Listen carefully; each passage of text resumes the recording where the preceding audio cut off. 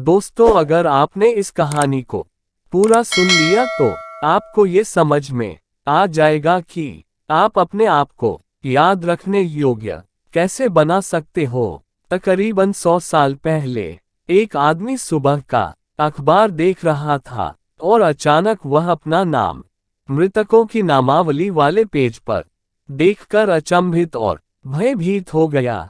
बाद में अखबार ने विवरण में बताया कि गलती से किसी गलत इंसान को मृतक घोषित किया गया, लेकिन अखबार देखने के बाद उस आदमी की पहली प्रतिक्रिया देखने योग्य थी।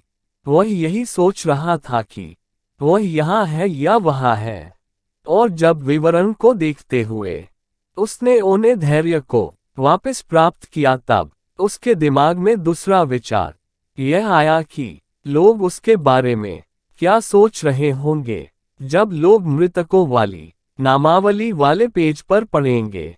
डायनामाइट का राजा मारा गया, और यह भी कि वह मृत्यु का सौदागर था।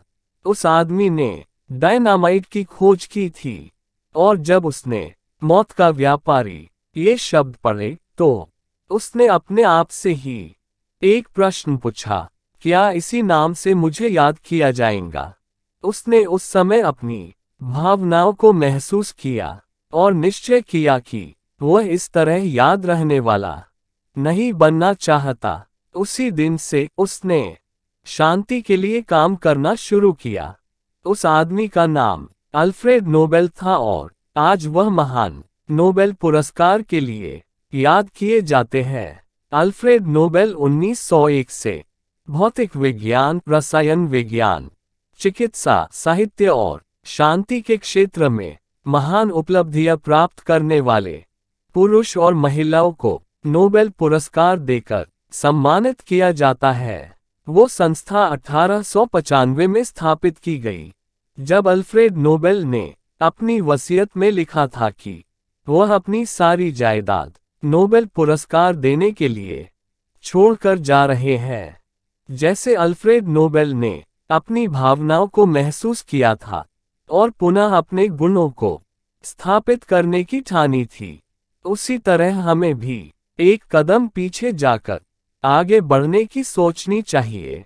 आपकी विरासत क्या है? आप किस तरह से याद रहना चाहते हैं?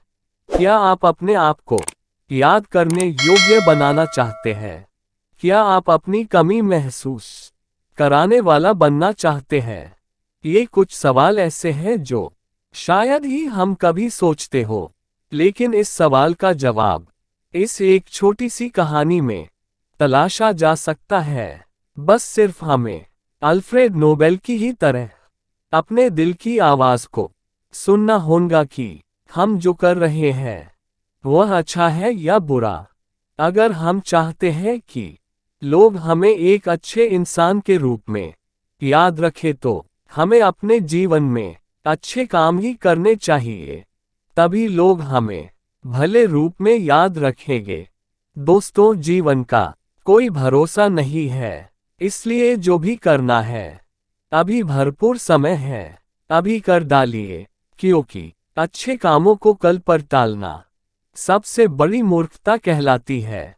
दोस्तों, आपको इस कहानी से क्या सीख मिली, हमें कमेंट करके बताएं। कहानी अच्छी लगी तो लाइक कीजिए और अपने दोस्तों को शेयर कीजिए, और ऐसी ही कहानियां सुनने के लिए हमारे चैनल को सब्सक्राइब कीजिए।